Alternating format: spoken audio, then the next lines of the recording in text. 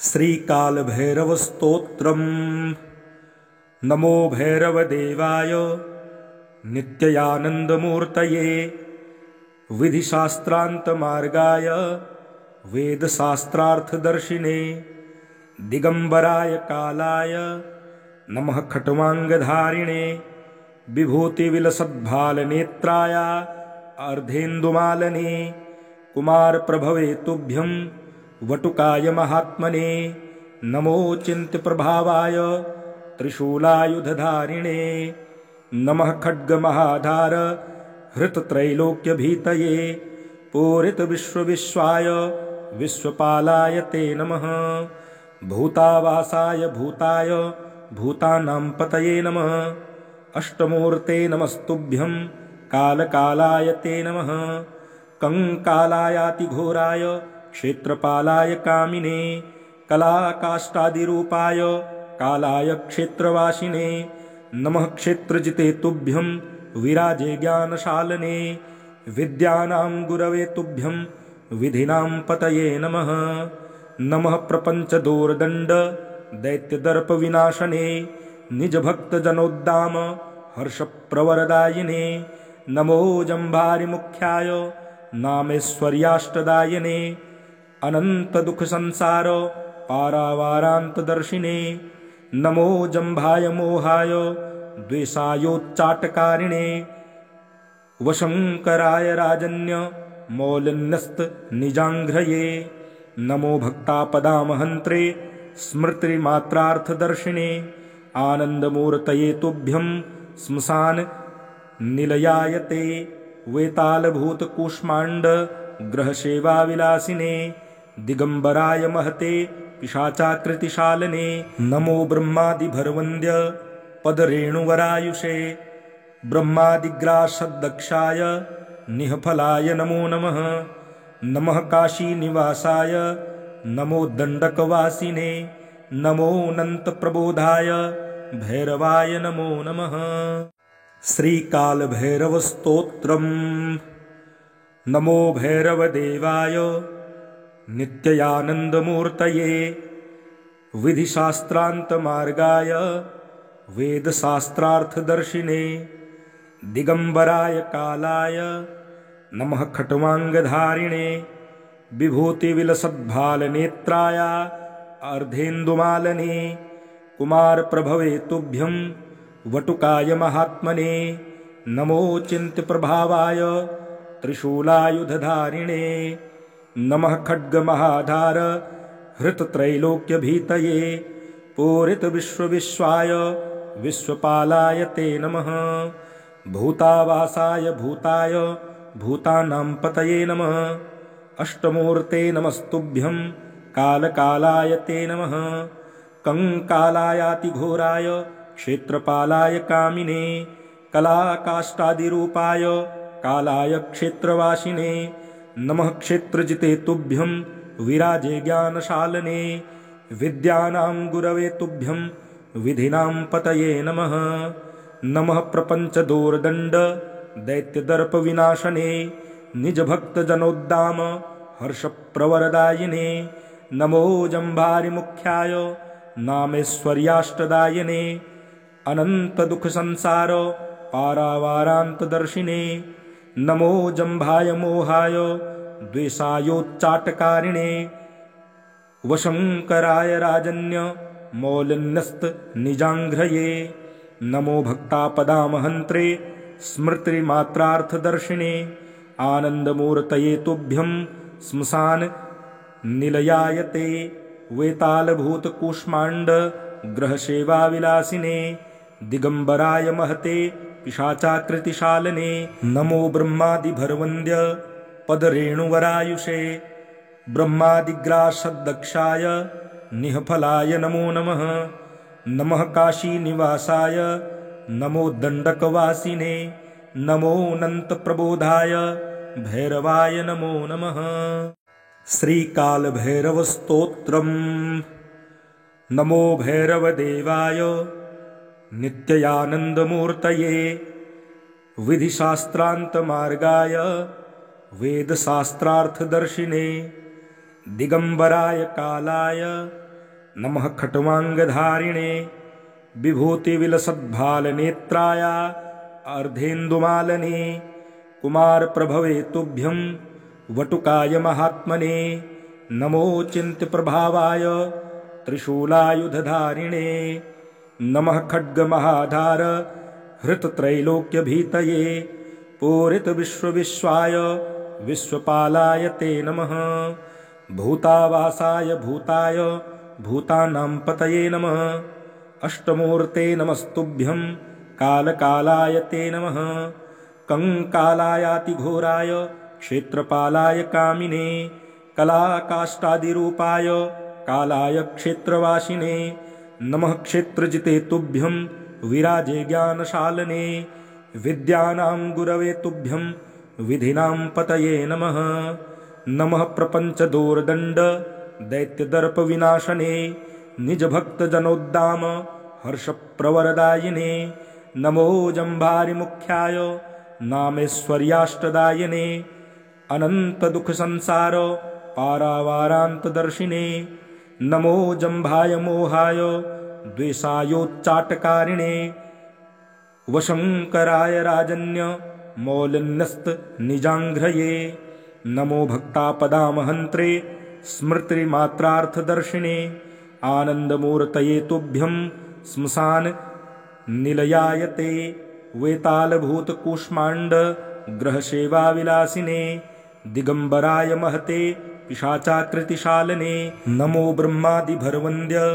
पदरेणुवरायुषे ब्रह्मादिग्रासद्दक्षाय निःफलाय नमो नमः नमः काशीनिवासाय नमो दण्डकवासिने नमोऽनन्तप्रबोधाय भैरवाय नमो नमः श्रीकालभैरवस्तोत्रम् नमो भैरवदेवाय नित्यानन्दमूर्तये विधिशास्त्रान्तमार्गाय वेदशास्त्रार्थदर्शिने दिगम्बराय कालाय नमः खट्वाङ्गधारिणे विभूतिविलसद्भालनेत्राय अर्धेन्दुमालने कुमारप्रभवे तुभ्यं वटुकाय महात्मने नमो चिन्त्यप्रभावाय त्रिशूलायुधधारिणे नमः खड्गमहाधार हृतत्रैलोक्यभीतये पूरितविश्वविश्वाय विश्वपालाय ते नमः भूतावासाय भूताय भूतानां पतये नमः अष्टमूर्ते नमस्तुभ्यं कालकालाय ते नमः कंकालायातिघोराय क्षेत्रपालाय कामिने कलाकाष्ठादिरूपाय कालाय क्षेत्रवासिने नमः क्षेत्रजिते तुभ्यं विराजे ज्ञानशालने विद्यानां गुरवे तुभ्यं विधिनां पतये नमः नमः प्रपञ्चदोर्दण्ड दैत्यदर्पविनाशने निजभक्तजनोद्दाम हर्षप्रवरदायिने नमो जम्भारिमुख्याय नामेश्वर्याष्टदायिने अनन्तदुःखसंसार पारावारान्तदर्शिने नमो जम्भाय मोहाय द्वेषायोच्चाटकारिणे वशङ्कराय राजन्य मौलिन्यस्तनिजाङ्घ्रये नमो भक्तापदामहन्त्रे स्मृतिमात्रार्थदर्शिने आनन्दमूर्तये तुभ्यं श्मशान निलयायते वेतालभूतकूष्माण्ड ग्रहसेवाविलासिने दिगम्बराय महते पिशाचाकृतिशालने नमो ब्रह्मादिभरवन्द्य पदरेणुवरायुषे ब्रह्मादिग्रासद्दक्षाय निःफलाय नमो नमः नमः काशीनिवासाय नमो दण्डकवासिने नमोऽनन्तप्रबोधाय भैरवाय नमो नमः श्रीकालभैरवस्तोत्रम् नमो भैरवदेवाय नित्यानन्दमूर्तये विधिशास्त्रान्तमार्गाय वेदशास्त्रार्थदर्शिने दिगम्बराय कालाय नमः खट्वाङ्गधारिणे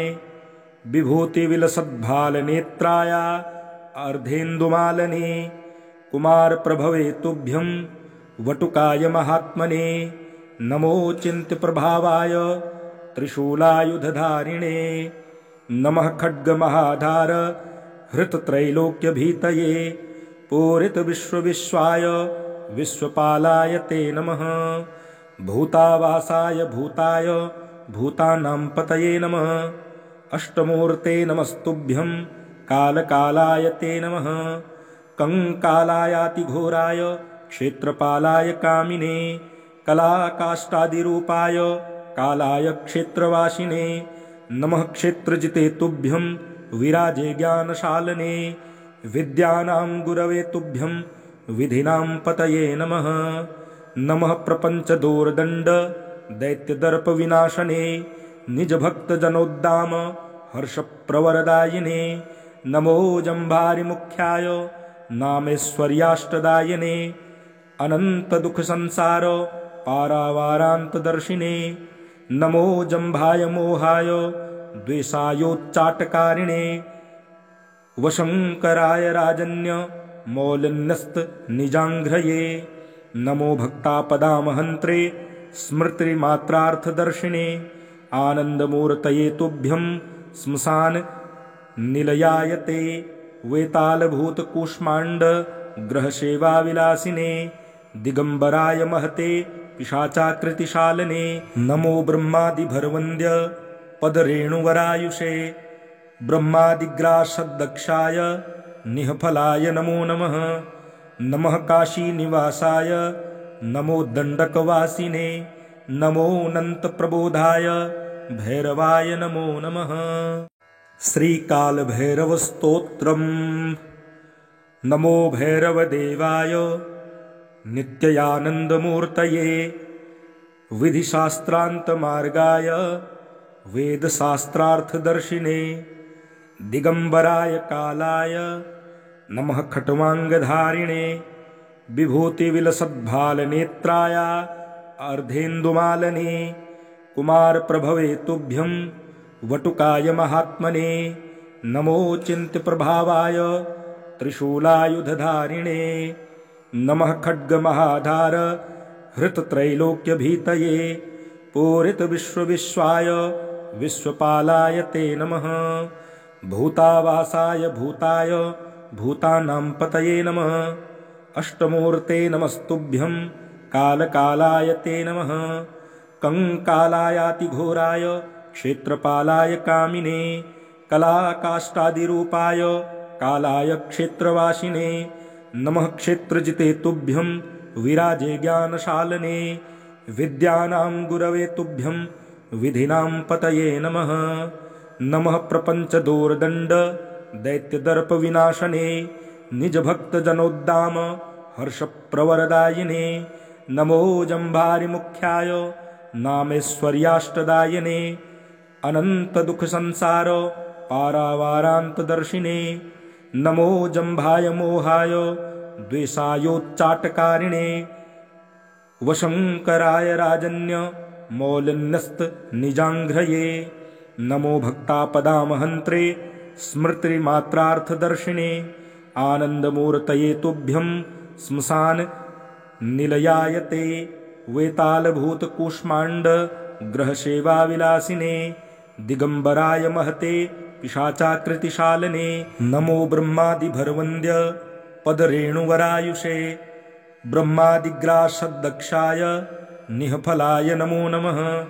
नमः काशीनिवासाय नमो दण्डकवासिने नमोऽनन्तप्रबोधाय भैरवाय नमो नमः। श्रीकालभैरवस्तोत्रम्। नमो भैरवदेवाय नित्यानन्दमूर्तये विधिशास्त्रान्तमार्गाय वेदशास्त्रार्थदर्शिने दिगम्बराय कालाय नमः। खट्वाङ्गधारिणे विभूतिविलसद्भालनेत्राय अर्धेन्दुमालने कुमारप्रभवे तुभ्यं वटुकाय महात्मने नमो चिन्त्यप्रभावाय त्रिशूलायुधधारिणे नमः। खड्गमहाधार हृतत्रैलोक्यभीतये पूरितविश्वविश्वाय विश्वपालाय ते नमः। भूतावासाय भूताय भूतानां पतये नमः। अष्टमूर्ते नमस्तुभ्यं कालकालाय ते नमः। कंकालायातिघोराय क्षेत्रपालाय कामिने कलाकाष्ठादिरूपाय कालाय क्षेत्रवासिने नमः। क्षेत्रजिते तुभ्यं विराजे ज्ञानशालने विद्यानां गुरवे तुभ्यं विधिनां पतये नमः।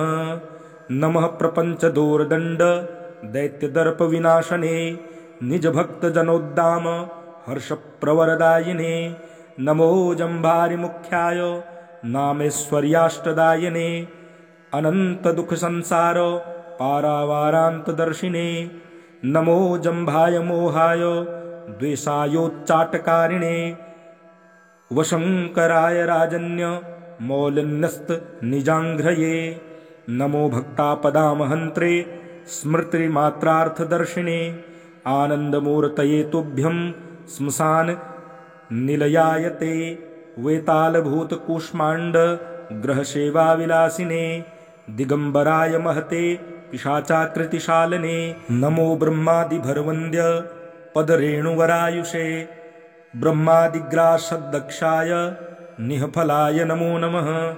नमः काशीनिवासाय नमो दण्डकवासिने नमो अनन्तप्रबोधाय भैरवाय नमो नमः। श्रीकालभैरवस्तोत्रम्।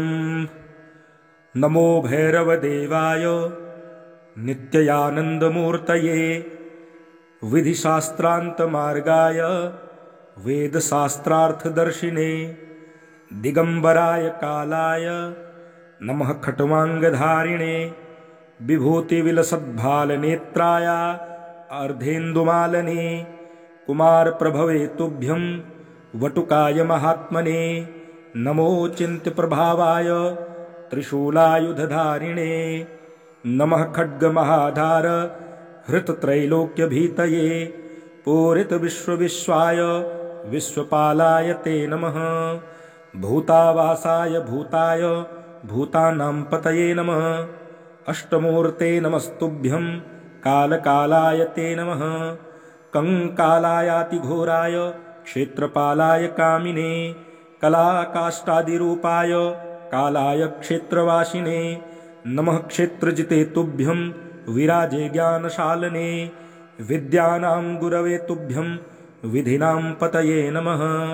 नमः प्रपञ्चदोर्दण्ड दैत्यदर्पविनाशने निजभक्तजनोद्दाम हर्षप्रवरदायिने नमो जम्भारिमुख्याय नामेश्वर्याष्टदायिने अनन्तदुःखसंसार पारावारान्तदर्शिने नमो जम्भाय मोहाय द्वेषायोच्चाटकारिणे वशङ्कराय राजन्य मौलिन्यस्तनिजाङ्घ्रये नमो भक्तापदामहन्त्रे स्मृतिमात्रार्थदर्शिने आनन्दमूर्तये तुभ्यं श्मशान निलयाय ते वेतालभूतकूष्माण्ड ग्रहसेवाविलासिने दिगम्बराय महते पिशाचाकृतिशालने नमो ब्रह्मादिभरवन्द्य पदरेणुवरायुषे ब्रह्मादिग्रासदक्षाय निःफलाय नमो नमः।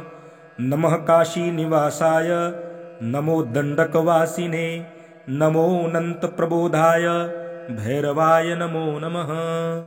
श्रीकालभैरवस्तोत्रम्।